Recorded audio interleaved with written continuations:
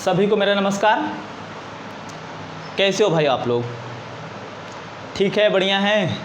तो चलिए आज मैं आप लोगों को इंग्लिश की अगली क्लास को लेकर चलता हूं और आज इंग्लिश में ये डे 3 होगा और इंग्लिश में आप लोगों को पढ़ाया जा रहा है टेंस।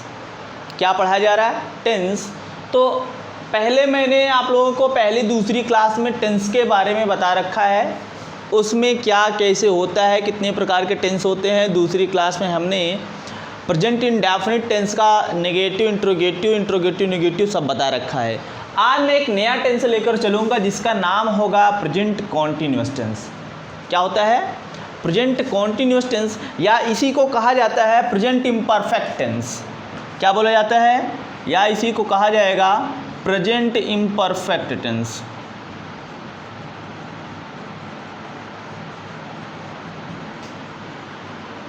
Present imperfect tense.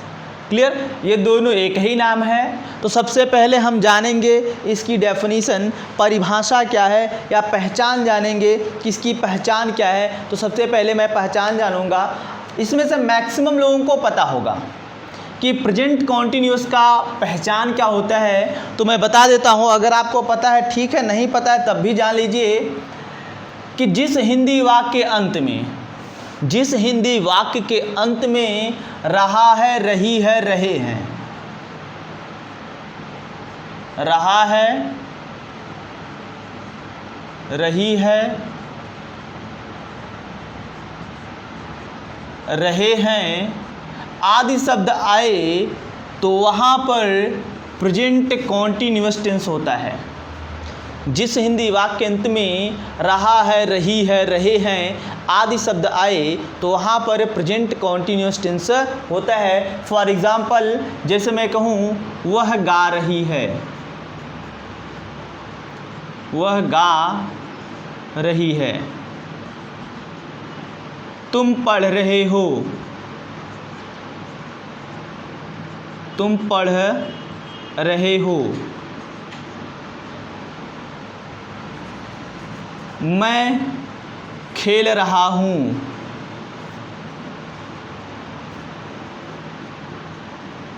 तुम अपना पाठ याद नहीं कर रहे हो, तुम अपना पाठ याद नहीं कर रहे हो। ठीक, इस प्रकार से जितने भी टेंस आएंगे सब के सब प्रेजेंट कॉन्टिन्यूअस टेंस होंगे। क्या होंगे?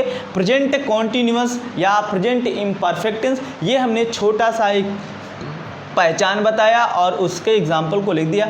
और ध्यान में रहे कि इन सब का कोई यूज नहीं है, आपको इसके रूल्स पता होना चाहिए कि कब कौन सा रूल लगेगा। अगर प्रेजेंट कॉन्टिन्यूअस पढ़ रहे हैं हम तो इसमें क्या हेल्पिंग वर्ब लगेगा, मेन वर्ब का कौन सा फॉर्म लगेगा और सारी प्रक्रियाएं क्या होंगी, बस उसको याद रखना है। क्योंकि अगर आप UP TET, C TET, super TET, SSC, bank का एग्ज़ाम दे रहे हो, डीएलएड सेकेंड और फोर्थ सेमेस्टर में हो, अगर इंग्लिश है तो उसमें कोई यूज नहीं है, ट्रांसलेशन का कोई यूज नहीं है। ट्रांसलेशन मात्र एक समझने का जरिया है जिससे आपको इंग्लिश समझाया जाए। ये हिंदी मीडियम वालों के साथ होता है, इंग्लिश मीडियम वालों के साथ इसका कोई यूज नहीं, कोई लेना देना नहीं है। ठीक, वो लोग डायरेक्ट रूल को जानते हैं, तो हम भी रूल को ही जानेंगे। उसका रूल क्या होगा, सारा रूल मैं एक बार में ही सब लिख देता हूँ। जैसे कहा जाए, जैसे मैं कहूँ कि अगर मैं अफर्मेटिव का स्ट्रक्चर लिखूं, अब सारा चीज़ आपको डिटेल में प्रेजेंट इंडेफिनिट में बताया जा चुका है। अगर मैं अफर्मेटिव का स्ट्रक्चर लिखता हूं तो इसमें आता है सबसे पहले सब्जेक्ट। क्या आता है? सब्जेक्ट आता है। इसके तुरंत बाद helping verb is, am, are आता है। फिर इसके तुरंत बाद वर्ब का फर्स्ट फॉर्म आता है और इसमें आईएनजी लगता है और इसके बाद आपका ऑब्जेक्ट आता है। क्या आता है? ऑब्जेक्ट आता है। ये आपका है अफर्मेटिव का स्ट्रक्चर। किसका स्ट्रक्चर है? अफर्मेटिव का स्ट्रक्चर है। इसके बाद आपको जानना पड़ेगा निगेटिव का स्ट्रक्चर। निगेटिव का स्ट्रक्चर क्या होगा?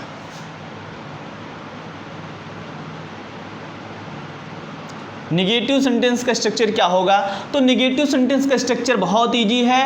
Helping verb is am are के बाद नॉट लगा दो, कहोगे subject plus helping verb is am are plus not plus verb का first form plus ING plus object. ये आपका क्लियर हो गया। ये है आपका क्या?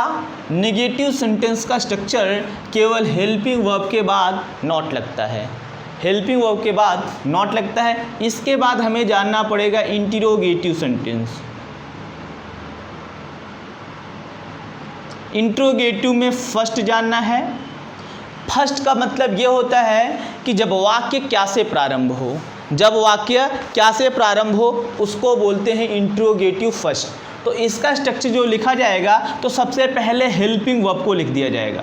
किसको लिख दिया जाएगा? हेल्पिंग वर्ब को लिख दिया जाएगा। कहोगे is am are plus subject plus verb का first form plus ING plus object plus question mark.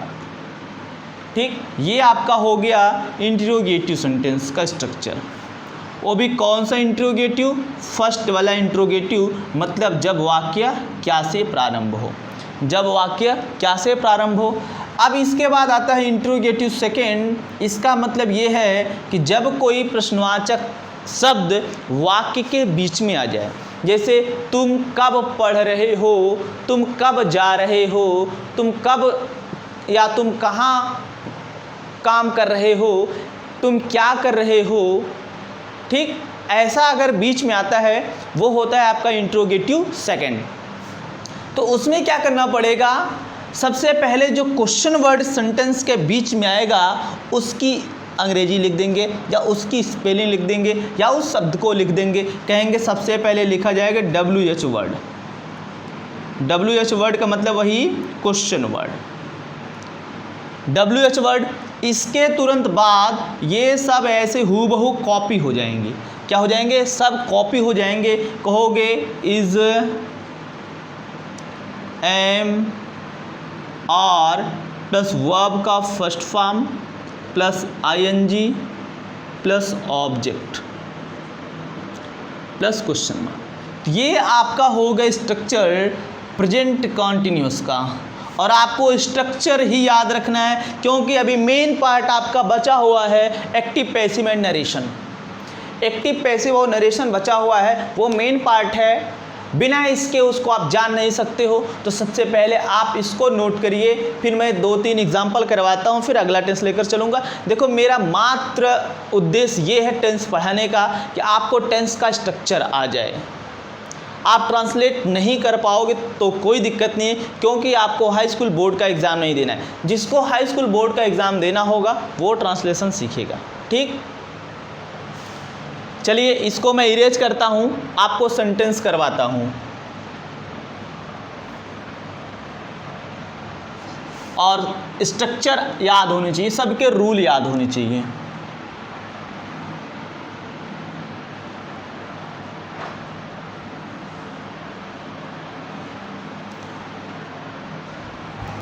पहला एग्जाम्पल ये है,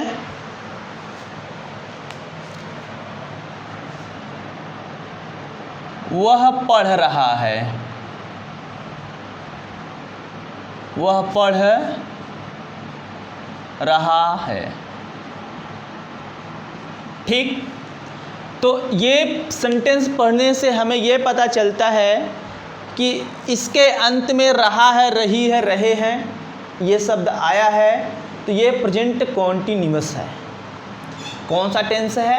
प्रेजेंट कॉन्टिन्यूअस टेंस है और प्रेजेंट कॉन्टिन्यूअस का ये अफर्मेटिव है कि इसमें बात को स्वीकार किया गया है, वह पढ़ रहा है, नकारात्मक कोई बात नहीं है, प्रश्नवाचक का कोई बात नहीं है, ये अफर्मेटिव है। इसका जो ट्रांसलेशन होगा तो सबसे पहले रूल आपको होना चाहिए, याद होना चाहिए। तो रूल कहता है कि सबसे पहले सब्जेक्ट लिखा जाएगा। क्या लिखा जाएगा? सब्जेक्ट। तो सब्जेक्ट वह है तो वह हो जाएगा ये सब्जेक्ट और वह की अंग्रेजी ही हो जाएगा। क्या हो जाएगा? ही। अब ही सिंगुलर है कि प्लूरल? एक चीज़ मैं आप लोगों को रूल में बताना भूल गया था कि अगर हमारा सब्जेक्ट जो है सिंगुलर होता है तब हम हेल्पिंग वर्ब इज लेंगे। कब? जब हमारा सब्जेक्ट सिंगुलर होगा तो अब हम हेल्पिंग वर्ब इज लेंगे। अगर हमारा सब्जेक्ट प्लूरल हुआ तब हम हेल्पिंग वर्ब आर लेंगे। केवल आई के साथ एम का प्रयोग करेंगे। केवल आई के साथ एम का प्रयोग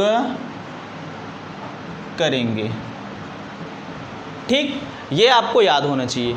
अब हमारा सब्जेक्ट सिंगुलर है तो हेल्पिंग वर्ब इज लगेगा कि आर लगेगा कि एम लगेगा? कहोगे मेरा सब्जेक्ट अगर सिंगुलर है तो हेल्पिंग वर्ब इज लगेगा। He is reading. क्लियर? ये अफर्मेटिव है। ये क्या है? अफर्मेटिव है। तो एक चीज़ मैं आप लोगों को बताना चाह रहा हूँ, अगर आप यूपी टेट का एग्ज़ाम देते हो या डीएलएड सेकेंड और फोर्थ सेमेस्टर का एग्ज़ाम देते हो तो उसमें सेंटेंस आता है कि ट्रांसफॉर्मिंग। क्या बोलता है? ट्रांसफॉर्मिंग का मतलब ये है, अगर ये अफर्मेटिव है बोलेगा इसको नेगेटिव में चेंज कीजिए, चेंज इनटू निगेटिव। तो निगेटिव में अगर इसको चेंज किया जाए तो क्या लिखोगे?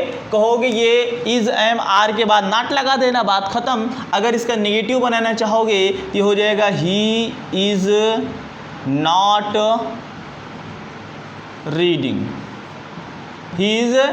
रीडिंग। अगर आप इसका इंट्रोगेटिव फर्स्ट बनाना चाहोगे, क्या वह पढ़ रहा है, तो इसका दो इंट्रोगेटिव बनेगा, एक क्या से एक बीच में। तो क्या से अगर बनाओगे तो क्या हो जाएगा? ये क्या से क्या हो जाएगा? कहोगे क्या से ये पहले हिज आ जाएगा। क्या आ जाएगा? इज आ जाएगा। तो इज को पहले लिखोगे, इज ही रीडिंग और यहाँ क्वेश्चन मार्क। अगर इंट्रोगेटिव सेकंड की बात की जाए तो आप इंट्रोगेटिव सेकंड में बहुत सारा बना सकते हो। जैसे मैं कहूँ कि वह क्यों पढ़ रहा है, वह कहाँ पढ़ रहा है, वह कैसे पढ़ रहा है, वह कब पढ़ रहा है, वह क्यों, सब ऐसे ही बन जाएंगे। तो कोई एक लेके आप बना दो, कह दो कि वह कब पढ़ रहा है या वह क्यों पढ़ रहा है, कुछ भी लगा के बना दो। कहोगे वह क्यों लगाते हो, कहोगे वाई इज ही रीडिंग।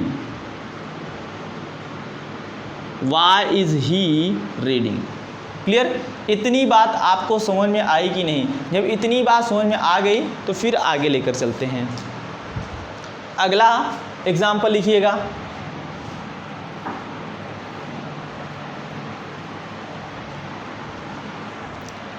अगला एग्जाम्पल लिखिएगा, लिखना। किसान बारिश का इंतजार कर रहे हैं। किसान बारिश का इंतजार कर रहे हैं।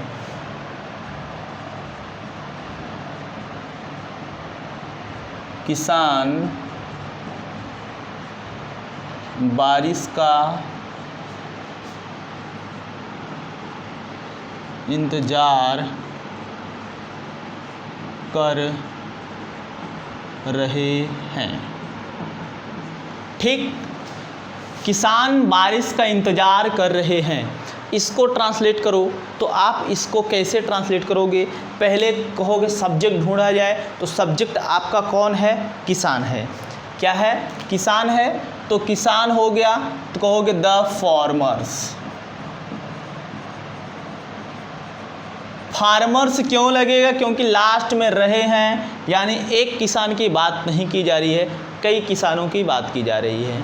ठीक, तो किसान, द फार्मर्स। अब सब्जेक्ट हमारा प्लूरल हुआ, हमारा सब्जेक्ट प्लूरल हुआ, तो हेल्पिंग वर्ब क्या लगेगा?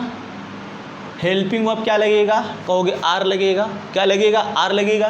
द फार्मर्स आर, किसका इंतजार कर रहे हैं? वेटिंग, पहले इंतजार कर रहे हैं, are waiting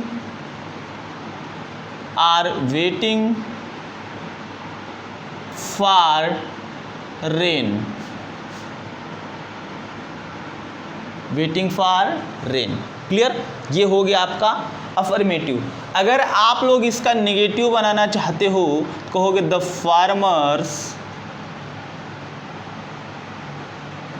are not waiting for rain. कहा जाए क्या किसान बारिश का इंतजार कर रहे हैं? इंट्रोगेटिव फर्स्ट बनाओगे, कहोगे are the farmers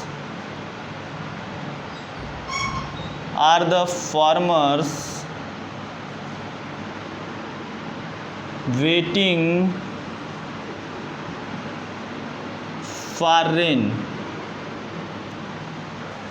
clear? Interrogative second बनाओगे, किसान बारिश का इंतजार क्यों कर रहे हैं? कुछ भी बना सकते हो। क्यों कर रहे हैं, तो क्यों की अंग्रेजी आएगी वाई, तो वो पहले लिखी जाएगी, तो हो जाएगा Y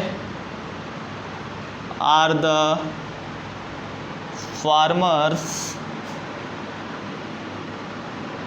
waiting for rain. Clear? ये आपका हो गया। क्लियर? देखिए, बहुत ज़्यादा ट्रांसलेशन करवाने की आवश्यकता नहीं है, बस आपको स्ट्रक्चर समझ में आए और आप ट्रांसफॉर्म करना सीख जाए बस। अब इसके बाद हमें जो अगला टेंस लेकर चलना है, वो लेकर चलना है प्रेजेंट परफेक्ट टेंस। क्या लेकर चलना है? Present perfect tense.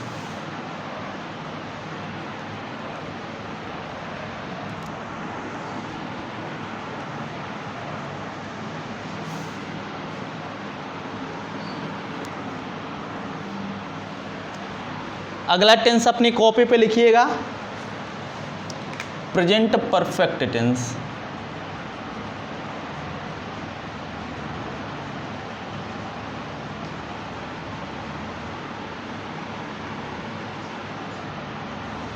ठीक, तो सबसे पहले हम जानेंगे इनकी पहचान।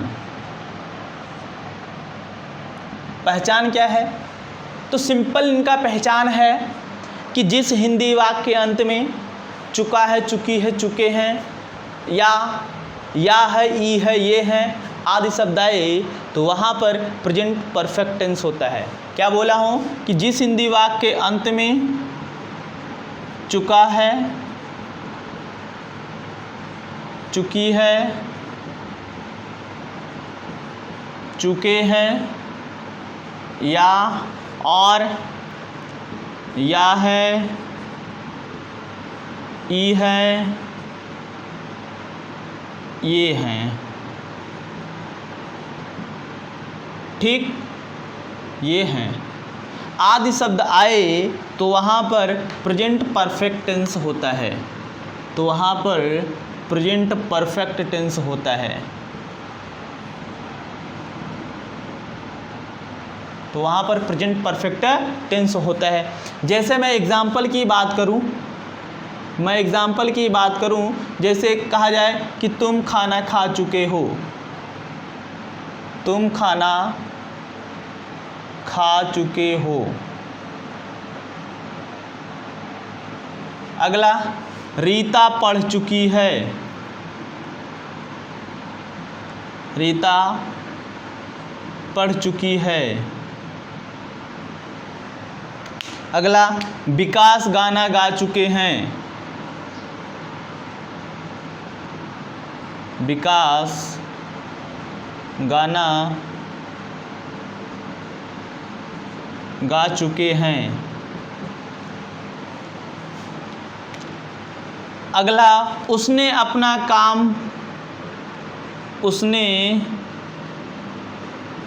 काम किया है। उसने अपना काम किया है। तुम दिल्ली गए हो क्या, ऐसे कर, क्या तुम दिल्ली गए हो?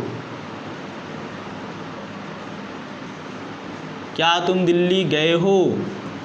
मतलब देखो, हमने आपको क्या बताया कि जिस हिंदी वाक्यांश में चुका है, चुकी है, चुके हैं, देखो चुका है, चुकी, चुके हैं, या है, ई है, ए है, आदि शब्द आ रहा है, तो वहाँ पर कौन सा टेंस होता है? बोले भाई कौन सा टेंस होता है? प्रेजेंट परफेक्ट टेंस होता है। इसका जो स्ट्रक्चर होगा वो आप ध्यान में रखिएगा। मैं इसको मिटा के इसका स्ट्रक्चर लिखता हूँ, तो आप लोग भी अपने कॉपी में लिखते रहिएगा इसका स्ट्रक्चर। ठीक, तो सबसे पहले मैं इसके अफर्मेटिव का स्ट्रक्चर लिखूंगा। अफर्मेटिव को मैं ए कर देता हूँ, ए फॉर अफर्मेटिव। तो सबसे पहले क्या लिखा जाएगा? सब्जेक्ट, इसके बाद हेल्पिंग वर्ब हैज़ या हैव, इसके तुरंत बाद वर्ब का थर्ड फॉर्म और ऑब्जेक्ट, वर्ब का थर्ड फॉर्म और ऑब्जेक्ट। ये अफर्मेटिव का स्ट्रक्चर हो गया। अगर आपसे निगेटिव का स्ट्रक्चर बात किया जाए, निगेटिव, तो केवल हैज़ हैव के बाद नॉट लगा देना। कहोगे subject plus has have plus not, और वर्ब में कोई परिवर्तन नहीं होगा। ये पूरा थर्ड फॉर्म है तो थर्ड फॉर्म में लिखा जाएगा, और ये ऑब्जेक्ट। क्लियर? अगर इंट्रोगेटिव फर्स्ट की बात की जाए तो ये सबसे पहले हैज़ हैव आ जाएगा, has have plus subject plus verb का third form plus object plus question mark. अगर इंट्रोगेटिव सेकंड का बात किया जाए तो इंट्रोगेटिव सेकंड में सबसे पहले WH वर्ड लिखना, मतलब जो भी प्रश्नवाचक शब्द वाक्य के बीच में उसको लिखोगे, बाकी ये पूरा कॉपीराइट करोगे। Has have plus subject plus verb का third form plus object plus question mark. ठीक, ये आपके हो गए स्ट्रक्चर। आप इसको कॉपी पर नोट कर लीजिए या मोबाइल में स्क्रीनशॉट ले लीजिए।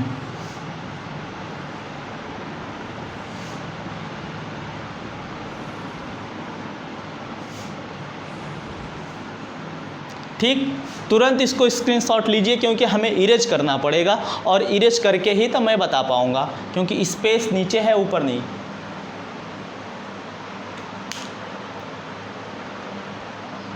हो गया? चलो ठीक है। अब आप क्या करोगे?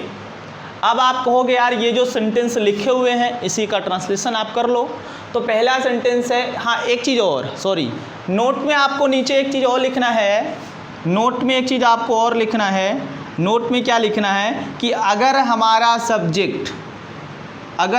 सब्जेक्ट सिंगुलर हुआ, क्या हुआ? सिंगुलर हुआ। अगर हमारा सब्जेक्ट सिंगुलर हुआ तब हम हेल्पिंग वर्ब हैज़ का प्रयोग करेंगे।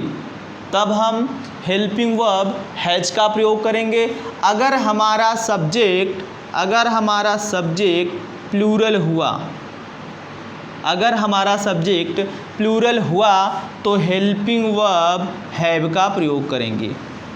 तो हेल्पिंग वर्ब हैव का प्रयोग करेंगे। अब सिंगुलर सब्जेक्ट प्लूरल सब्जेक्ट पहले दूसरे क्लास में बताया जा चुका है, बार बार मैं उसी चीज़ को नहीं बताऊंगा। ठीक, तो अब हमें सीखना है इसका ट्रांसलेशन। पहला वाला क्या है? पहला वाला ट्रांसलेशन यही है कि तुम खाना खा चुके हो। क्या है? मैं यहाँ ट्रांसलेशन करता हूँ इसका, तुम खाना खा चुके हो। तो सबसे पहले यहाँ सब्जेक्ट ढूंढोगे, और ये टेंस कौन सा है? चुका है, चुकी, चुके हैं, प्रेजेंट परफेक्ट है। तो सब्जेक्ट ढूंढोगे, तो सब्जेक्ट आपका कौन है? सब्जेक्ट आपका तुम है यानी यू है। क्या है? यू है। कहोगे यू। अब बताओ यू सिंगुलर में आता है कि प्लूरल में? कहोगे प्लूरल में। अगर आपका सब्जेक्ट प्लूरल है तो हेल्पिंग वर्ब किसका प्रयोग करोगे? हैज या हैव? कहोगे हैव का। यू हैव क्या कर चुके हो? खाना खा चुके हो। मेन वर्ब खाना क्रिया, तो ईट, एट, ईटेन, क्योंकि थर्ड फॉर्म लिखा जाएगा। क्या लिखा जाएगा? ईट मतलब खाना, एक क्रिया जो हम करते हैं, और एक आपका नाउन जिसको हम खाते हैं वो नाउन हो जाएगा। क्या खाते हैं? फूड। ठीक, तो you have eaten food, you have eaten food. अगर आपको बोला जाए कि इसका नेगेटिव बनाइए, क्या बनाइए? इसका नेगेटिव, तो इसका नेगेटिव सेंटेंस कैसे बनेगा? कहा जाए कि इसको नेगेटिव में ट्रांसलेट कीजिए या कन्वर्ट कीजिए। नेगेटिव में कन्वर्ट करने के लिए आप क्या करोगे? हेल्पिंग वर्ब हैज़ हैव के बाद नॉट लगा दोगे, कहोगे you have not eaten food, you have not eaten food. अगर आपसे कहा जाए कि इसका इंट्रोगेटिव फर्स्ट बनाइए, तो क्या बोलोगे? हैव को पहले कर दो, या यहाँ से हैव को पहले कर दो, कहोगे हैव यू ईटन फूड, और क्वेश्चन मार्क लगा दोगे। अगर कहा जाए कि इंट्रोगेटिव सेकंड, तुम खाना कब खा चुके हो, अगर मैं कहूँ कि तुम खाना कब खा चुके हो, तो कब की अंग्रेजी व्हेन, तो उसको पहले लिखा जाएगा when have you eaten food.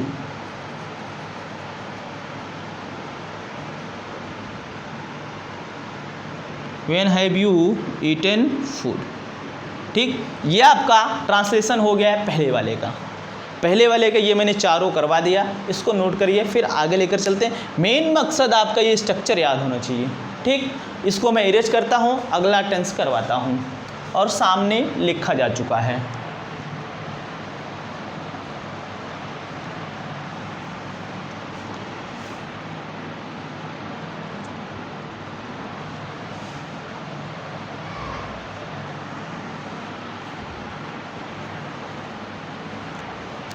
दूसरा वाला क्या है? दूसरा वाला सेंटेंस ये है कि रीता पढ़ चुकी है। क्या है? रीता पढ़ चुकी है। तो इसमें सब्जेक्ट कौन है? रीता है। सब्जेक्ट कौन है? रीता है। टेंस कौन सा है? प्रेजेंट परफेक्ट टेंस है। कहोगे रीता पढ़ चुकी है। रीता सिंगुलर है कि प्लूरल? कहोगे रीता सिंगुलर है, तो रीता हैज पढ़ चुकी है। रीड मतलब पढ़ना, और ये वर्ब का फर्स्ट फॉर्म है। क्या है? वर्ब का फर्स्ट फॉर्म रीड होगा, इसी रीड का सेकंड फॉर्म रेड होगा, और ये थर्ड फॉर्म भी आपका क्या हो जाएगा? रेड। ध्यान में रखना, अगर ये रीड फर्स्ट फॉर्म में है तो इसको रीड पढ़ोगे। क्या पढ़ोगे?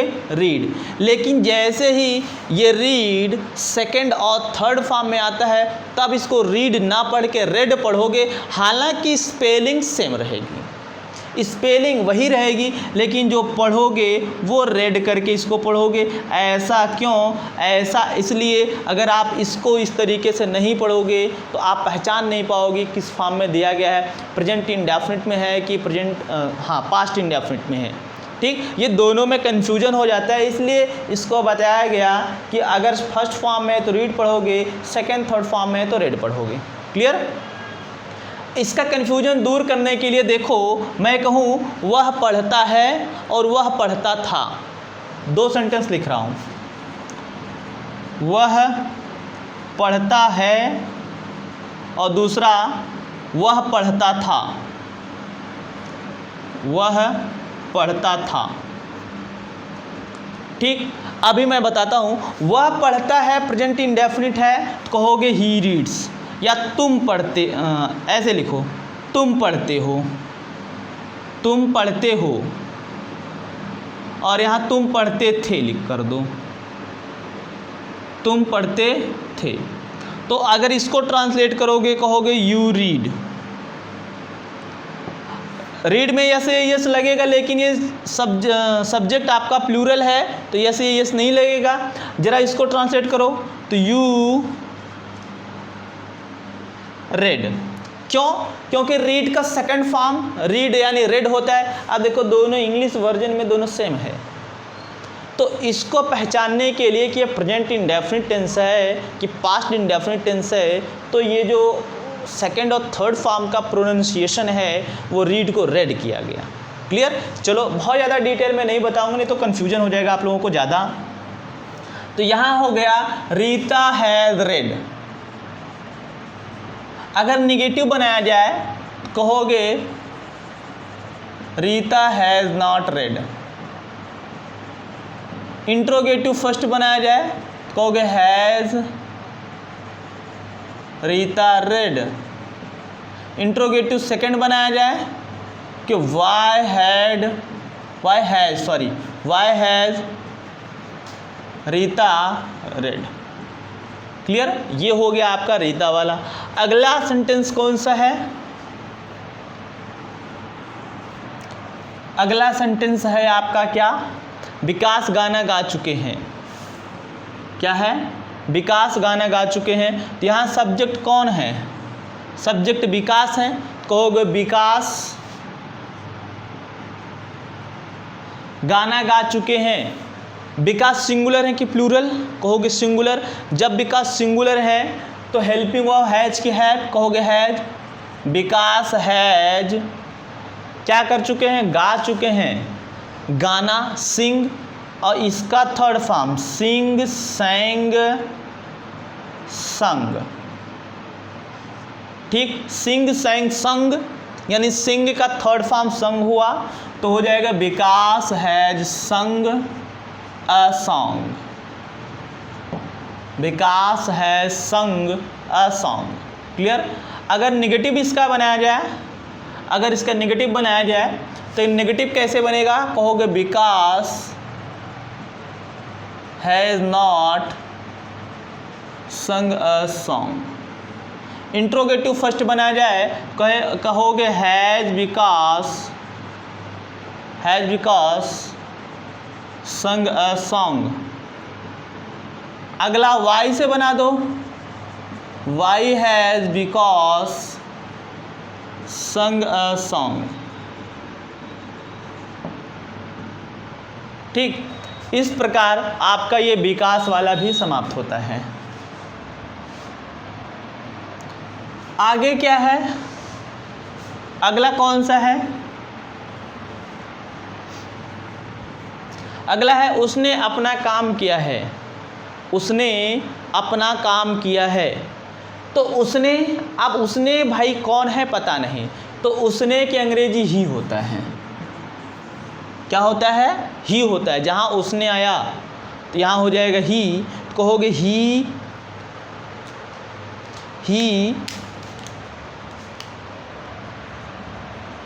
हैज़ क्यों? क्योंकि ही क्या है? सब्जेक्ट है। ये सब्जेक्ट क्या है? सिंगुलर है।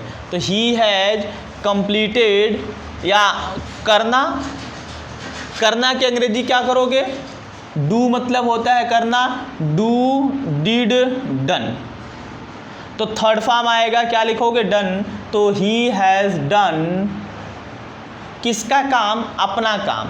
तो वह के लिए अपना की अंग्रेजी क्या होती है? वह के लिए अपना की अंग्रेजी होती है ही, हिज। क्या होती है? हिज। तो अभी मैं आप लोगों को लास्ट में बता देता हूँ अपना के लिए कब क्या प्रयोग करोगे। तो ही के साथ अपना के लिए किसका प्रयोग करते हो? हिज। तो हो जाएगा he has done his work.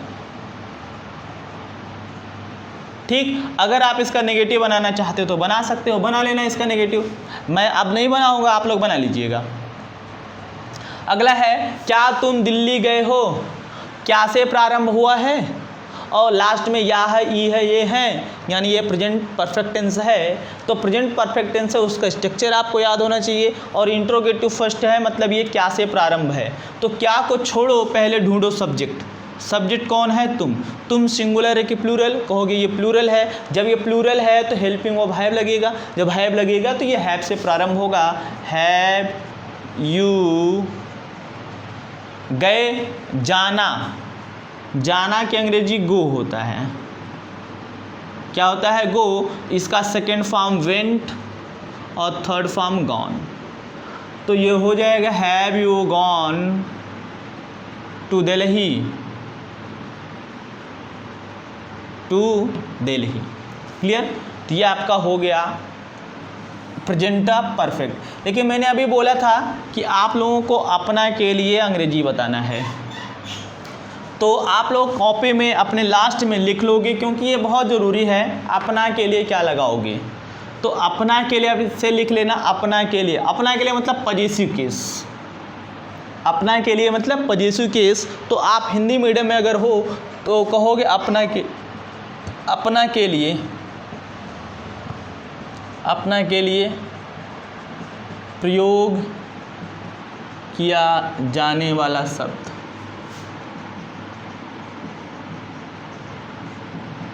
ठीक, तो देखो ही के साथ क्या लगाते हैं, ध्यान में रखना, ही के साथ हम हिज का प्रयोग करते हैं, ही के साथ हिज का, ही के साथ हिज का, शी के साथ हर का, इट के साथ इट्स का, आई के साथ माई का, वी के साथ आवर का, यू के साथ योर का, दे के साथ THEY, दे के साथ दियर का, THEIR, दे के साथ दियर का, he she it I we you they. लेकिन अगर दो नाम आ जाए तब, अगर दो नाम आ जाए या दो से अधिक नाम आ जाए, अगर दो नाम आता है, क्या नाम आता है, दो, चाहे वो मेल मेल का हो, चाहे वो मेल मेल का हो, चाहे वो मेल फीमेल का हो, चाहे वो फीमेल फीमेल का हो, अगर दो नाम आ गया और इनके लिए अपना प्रयोग किया जाए, इनके लिए क्या प्रयोग किया जाए, अपना प्रयोग किया जाए, तो इन सब के साथ हम दियर का प्रयोग करते हैं, इन सब के साथ हम दियर का प्रयोग करते हैं।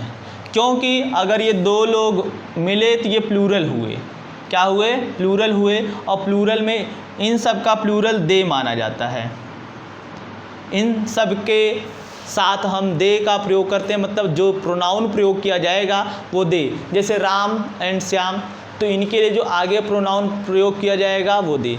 राम एंड सीता, आगे जो प्रोनाउन प्रयोग किया जाएगा वो दे। सीता एंड गीता, आगे जो प्रोनाउन प्रयोग किया जाएगा वो दे, ही सी नहीं। ठीक, तो इस चीज़ को आप याद रखिएगा। मैंने आप लोगों को बता दिया अपना के लिए प्रयोग किया जाने वाला शब्द। ही के साथ किसका, हिज का, शी के साथ हर का, इट के साथ इट का, इट्स का, आई के साथ माई का, वी के साथ आवर का, यू के साथ योर का, दे के साथ दियर का। और अगर दो नाम हो, मेल मेल का हो, चाहे मेल फीमेल का हो, चाहे फीमेल फीमेल का हो, उनके साथ हम हमेशा दियर का प्रयोग करेंगे। ठीक, तो मैं ये उम्मीद करता हूँ कि आप लोगों को मेरी वीडियो पसंद आई होगी, मेरी क्लास आप लोगों को समझ में आई होगी। अगर आप लोगों को लगे कि मेरी क्लास सही है, समझ में आती है, तो ज़्यादा से ज़्यादा लोगों को शेयर करने का काम करेंगे, ज़्यादा से ज़्यादा लोगों को आप पहुँचाएँगे। ठीक, तो आज मैं आप लोगों को यहीं रोकता हूँ, अगली क्लास में लेकर आऊँगा टेंस का अगला पार्ट। तब तक के लिए धन्यवाद। Okay, thank you.